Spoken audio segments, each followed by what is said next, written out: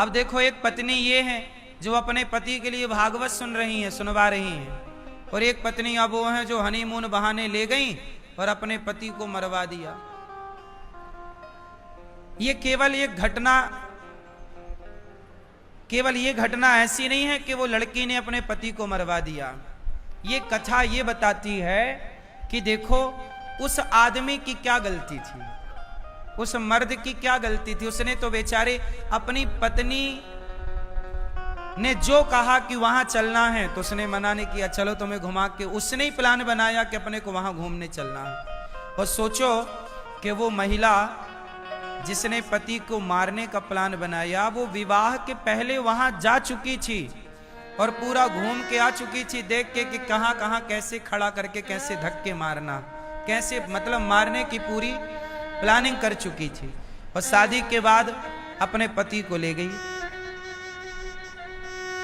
राजा नाम था उसके पति का, राजी नाम है, राजा रघुवंशी।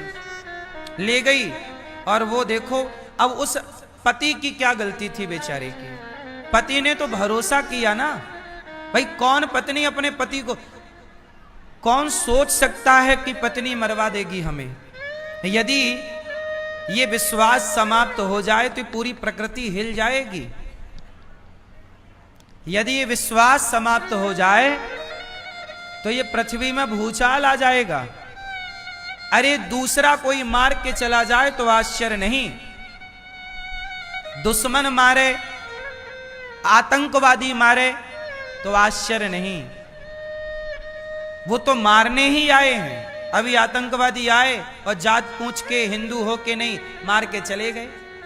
उनसे तो उम्मीद क्या कर सकते थे भाई, वो तो मारने ही आए थे, वो तो आतंकी थे।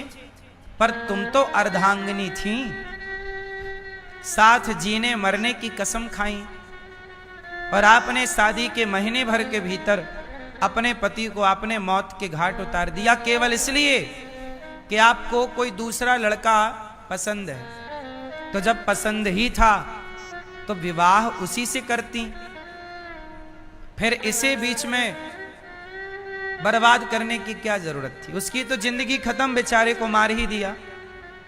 उसके माँ बाप के साथ क्या गुजर रही होगी, उस आदमी की क्या गलती थी।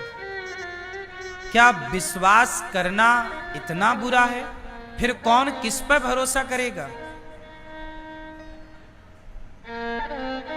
मेरी मां एक बात बताऊं, ये जो हाल आज देखने को मिल रहे हैं ना, इससे आप ये समझो कि इंसानियत खतरे में जा रही है। आप कितना भी विकास कर लो, लेकिन मानसिकता का तो विनाश ही हो रहा है। हाँ या ना?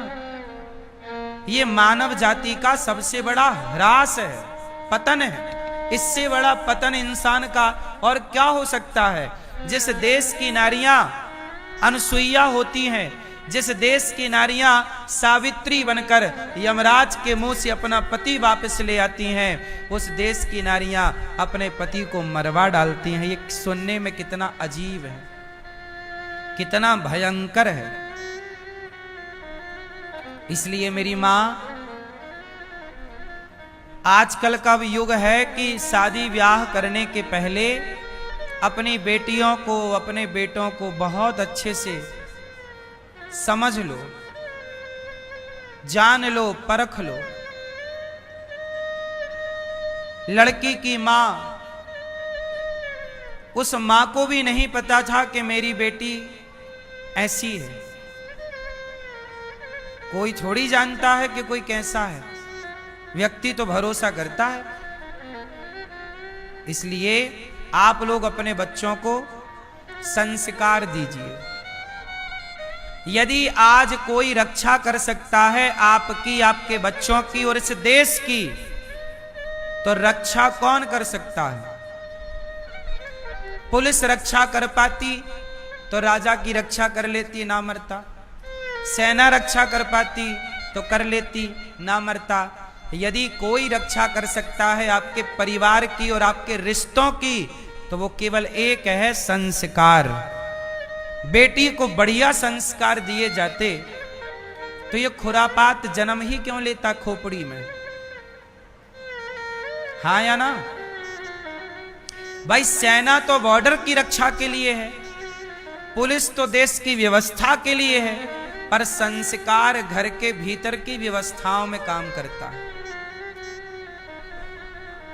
इसलिए आज की जो जनरेशन है, आज के जो बच्चे हैं, वो हरकत ये इसलिए कर रहे हैं क्योंकि संस्कारहीन है। अब बताओ संस्कार क्या है? सबसे बड़ा संस्कार क्या है?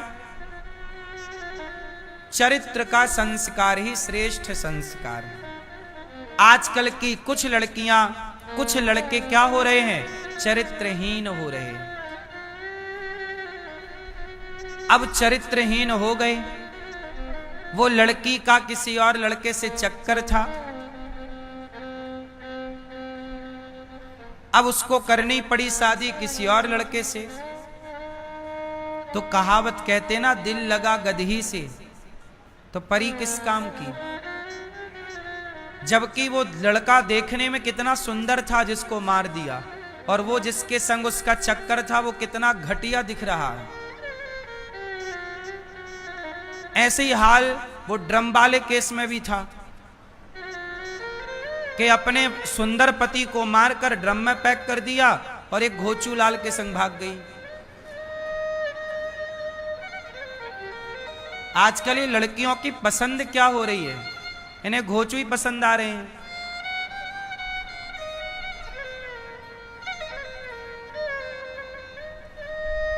हाँ या ना?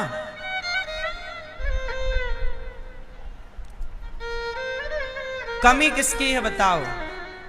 थोड़ा संस्कार होता चरित्र का कि नहीं, मुझे विवाह के पहले किसी लड़के के साथ नहीं रहना। एक लड़की आई मेरे पास अभी 2 दिन पहले, प्रश्नोत्तरी में भी पूछा उसने। वो लड़की बोली, गुरुजी मैं एक लड़के के साथ रहती थी, उसने बोला मैं शादी करूंगा, तो मैं उसके संग रिलेशन में चली गई और अब वो कह रहा मैं शादी नहीं करूंगा। ये मैं एक सवाल पूछूं, शादी कर लेना बहुत अच्छा है, विवाह कर लेना बहुत अच्छा है, पर विवाह के पहले जो आप रिलेशन बना लेते हैं, शारीरिक शोषण जो आप अपना करा लेते हैं या कर लेते हैं, ये बहुत हानिकारक है, स्त्री के लिए भी और पुरुष के लिए भी। बोलो हाँ। इसलिए कहता हूं कि शादी विवाह के पहले तक तो ब्रह्मचारी ही रहना चाहिए। पहले की यही परंपरा थी। अब आज के लड़के होशियार हैं, शादी हुई नहीं पहले ही उनका मन भटकने लग जाता है और वो अपना शारीरिक पूर्ति करने लग जाते हैं। उन्हें पता नहीं है, लेकिन उसके दुष्परिणाम क्या है। एक दूसरी बहन आई, उसने कहा गुरुजी हमारी बहन है, उसने विवाह किया और विवाह करने के बाद, बहुत ध्यान से सुनना, ये बात आपके काम आएगी भविष्य में। एक लड़की ने विवाह किया, विवाह के कुछ दिनों बाद पता चला कि उसके पति को एड्स की बीमारी है, एड्स है।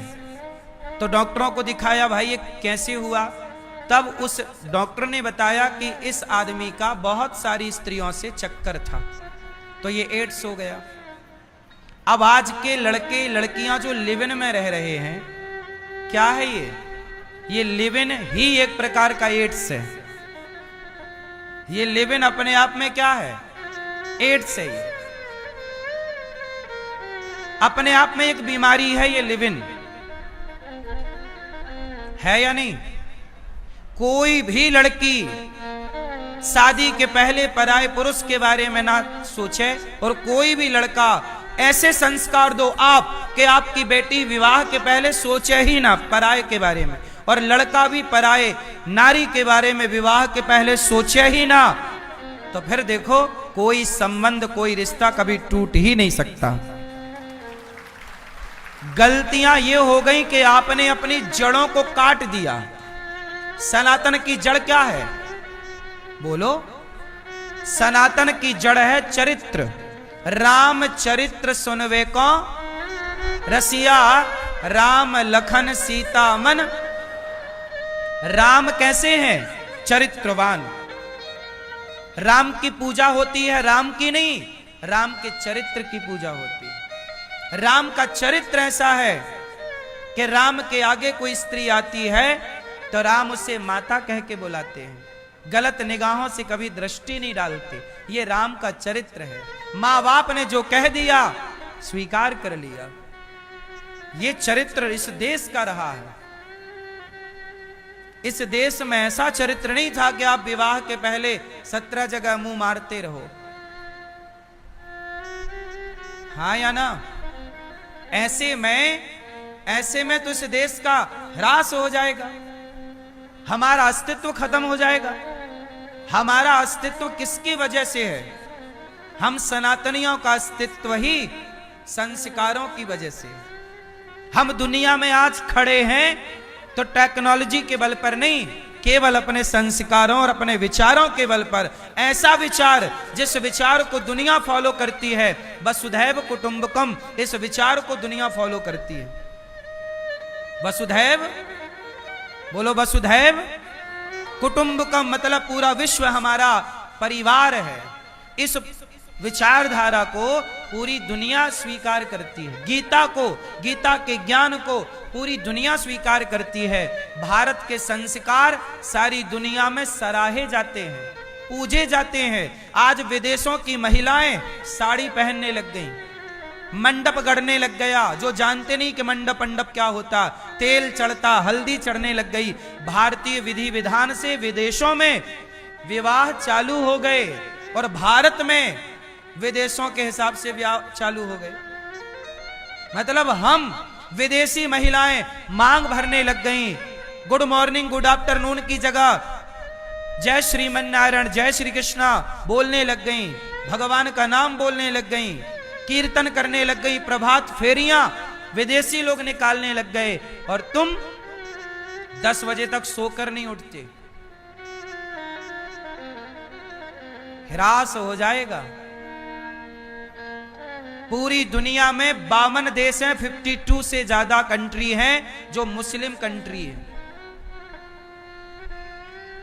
206 देश हैं इस धरती पर लगभग, कुछ कम ज्यादा हो तो आप देख लीजिएगा। मैंने जब जीके पढ़ा तब 206 थे, अब कुछ घट बढ़ गए हो तो आप जानो। 206 देशों में एक भी देश ऐसा नहीं है जो हिंदू राष्ट्र हो। अभी मैं एक जगह गया तो मैंने वहां देखा कि वहां छोटे छोटे बच्चे खेल रहे थे। सारे बच्चे मुसलमानों के थे। कोई बच्चा 8 साल का था, कोई 10 साल का था, कोई 12 साल का, कोई 15। छोटे छोटे बच्चे कॉलोनी के, वहां मुस्लिम बाहुल्य क्षेत्र था तो एक खेत पर सारे बच्चे खेल रहे थे। 5 साल का बच्चा भी वहां था और 8 साल का और 12 साल का। मैंने देखा कि लगभग वहां पर 30-40 बच्चे थे। मैंने दूर से देखा, वो सारे बच्चों के सिर पर टोपी थी, जबकि बच्चे कोई 5 साल का था, कोई 10 साल का, कोई 15 साल का।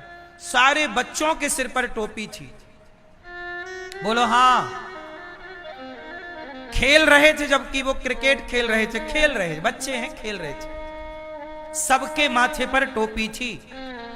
पर तुम बताओ कि तुम्हारे बच्चे के माथे पर तिलक है, गले में तुलसी की माला है, तुम्हारे बच्चे के मुंह पे भगवान का नाम है, गीता का श्लोक है। कैसे तुम्हारा विकास होगा? तुम्हारी संस्कृति का विकास कैसे होगा? माथे पर तिलक लगाओ। हिंदू हो तो हिंदू की तरह रहो। मुसलमान का बच्चा तो नमाज पढ़ता है, तुम्हारा बच्चा गीता कब पढ़ता है? तो मुसलमानों के कंट्री हैं 52, आज 52 कंट्री है। मुझे विश्वास है कि उनकी 70 कंट्री भी हो सकती हैं, उनकी 100 कंट्री भी हो सकती है, क्योंकि वो अपने धर्म के लिए बड़े कट्टर हैं। वो अपने धर्म को प्यार करते हैं, अपने मजहब को बड़ा प्यार करते हैं। लेकिन तुम कहां प्यार करते हो? कहां तुम्हारे बच्चे गीता से प्यार कर रहे हैं? भगवान को गाली और देते हैं, अरे भगवान कुछ नहीं होता। मुसलमान कभी नहीं कहता कि अल्लाह वल्लाह कुछ नहीं होता। पर हिंदू हजार मिल जाएंगे जो टीवी डिबेटों में बैठ करके हैं, पता नहीं हिंदू हैं कि भी नहीं, पर वो गाली भगवान को देते हैं। बोलो हाँ। इससे क्या होगा? आपका ह्रास हो जाएगा। जो व्यक्ति अपने संस्कारों को नहीं फॉलो करता, जो अपने आदर्शों पर नहीं चलता, बर्बाद हो जाता है। हिंदुओं के पतन का सबसे बड़ा कारण है कि हिंदू अपने सनातन संस्कृति को लेकर कट्टर नहीं है। मैं कहता हूं मुसलमान को कट्टर होना चाहिए अपनी संस्कृति को लेकर, ईसाई को भी कट्टर होना चाहिए अपनी संस्कृति को लेकर, लेकिन हिंदुओं को भी कट्टर होना चाहिए अपने संस्कृति और संस्कारों को लेकर। कोई से समझौता नहीं होना चाहिए। कट्टरता नहीं होगी। कट्टरता का मतलब यह नहीं कि आप किसी को मार डालो, मारने की कट्टरता नहीं, गीता पढ़ने की कट्टरता हो, ईश्वर के प्रति श्रद्धा की कट्टरता हो, ज्ञान को जानने की कट्टरता हो, अपने धर्म का पालन करने की कट्टरता हो, राम नवमी कृष्ण जन्माष्टमी मनाने की, एकादशी व्रत करने की कट्टरता हो कि करेंगे।